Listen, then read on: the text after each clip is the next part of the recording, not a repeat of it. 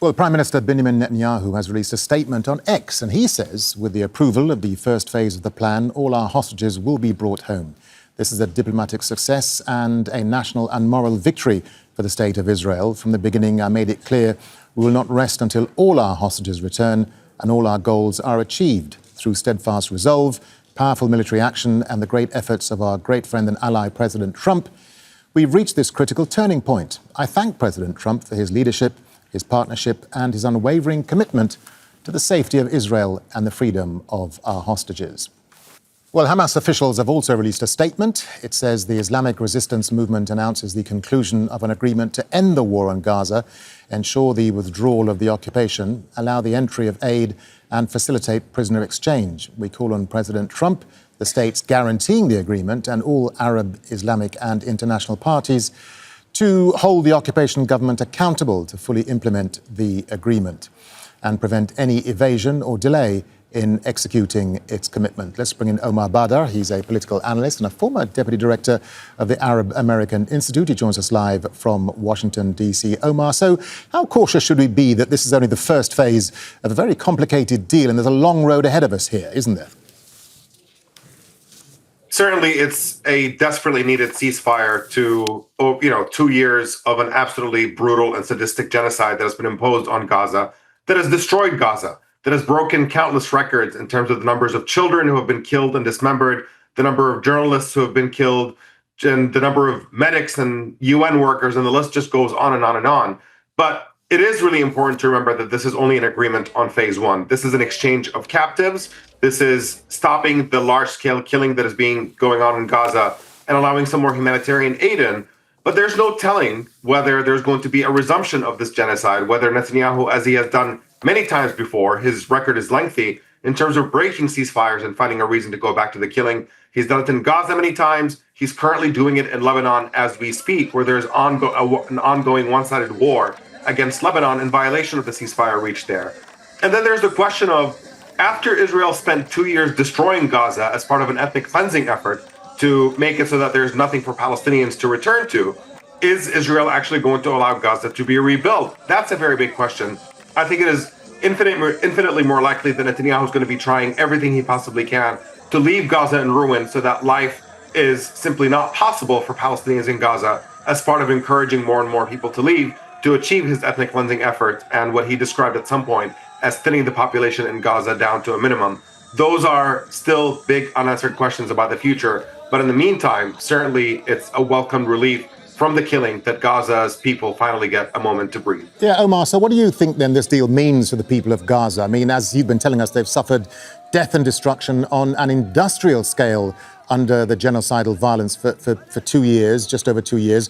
Momentous time, but still very cautious about the future of this deal. Yes, the people of Gaza are past the worst with this. It's unclear how long-term that's going to be. But more fundamentally, the reason why we are here in the first place, if you look at the broader dynamic, there is a dynamic of Israeli control and domination over the lives of Palestinians, where Palestinians are simply not a free people in their own land, and that is why there is a so-called conflict. And there is simply no indication that that part is going to be dealt with. Netanyahu has made clear over and over again that there is never going to be a Palestinian state, that Israel is going to maintain control between the river and the sea, control over Palestinian lives where they have absolutely no rights, no right to movement, no right to water. I mean, it's a system of apartheid. So occupation and apartheid continue, which means we are simply stuck in a dynamic that is guaranteeing a future crisis. So in a way, as desperate as we are to celebrate the fact that the killing is going to come to an end for now, we cannot celebrate the possibility of a long-term solution because justice has not been achieved for Palestinians, and there's no indication that either Donald Trump or Netanyahu have any intention of pushing Israel in a direction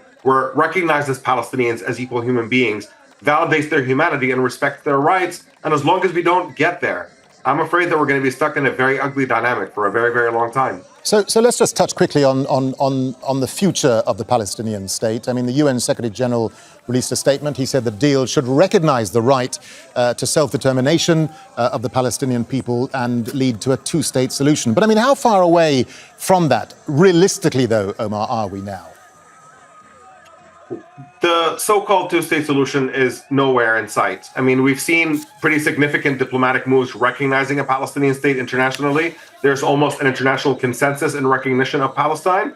But what does that mean when on the ground, Israel is systematically dismantling any possibility for a viable Palestinian state? When Israeli illegal settlement expansion continues unabated throughout the West Bank, in which Israeli settler terrorism against Palestinian residents is ongoing, Palestinian homes are being demolished, Palestinians are being driven out, and simply there is no level of control over their own lives in Palestine. You can't move from one Palestinian town to another without going through an Israeli checkpoint. You can't travel to the outside world without having to go through an Israeli, passport control. There's simply all of Palestinian life is under Israeli control, and that control is being tightened bit by bit.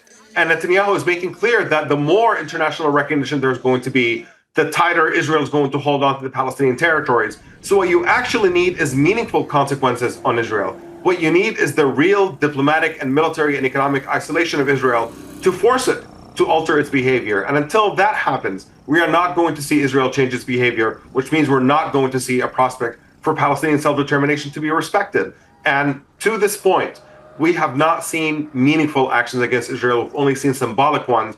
And you cannot respond symbolically to a state that is acting in concrete ways with overwhelming violence to destroy the possibility of Palestinian self-determination. Omar, just a final point to you on what this deal then means for Hamas. We've talked about what it means for Palestinians and the people of Gaza. I mean, the only leverage that Hamas really has is the captives. What guarantees do they have then that once the captives are released, that Israel won't renege on the deal again? Let's remind ourselves that Israel unilaterally collapsed the ceasefire deal back in March. What's to stop Netanyahu from doing it again? Frankly, I think we should be clear about the fact that the hostages were never leveraged in the hands of Hamas, for that matter, because the Israeli government had absolutely no regard to whether they're going to get the hostages back safe. If they wanted to, they would not have continued this onslaught on Gaza for 2 years and have not killed dozens and dozens of their hostages, infinitely more hostages killed by Israel than rescued by the Israeli military. That is not the behavior of a country that is acting as if it cares about its own hostages. And therefore, Hamas understood that the hostages were not really leveraged, that you could not stop the genocide simply based on the hostages. So there are no guarantees that Netanyahu is not going to return to the genocide. This is simply about public opinion and public pressure. And I think Hamas is essentially in a moment of desperation after the people, Palestinians in Gaza, endured the unimaginable, to say, okay, fine, give up this point that seems to be the rallying cry for Israel to maintain international sympathy, that they have to do what they're allegedly have to massacre Palestinians as part of an effort to get the hostages back. If you give up the hostages, Israel doesn't have that excuse anymore. But in material terms, for people who know that this was never Israel's primary concern, that the primary concern is an effort to eliminate Palestinian existence between the river and the sea, that project is very much going to remain in the hands of Netanyahu and potentially ongoing.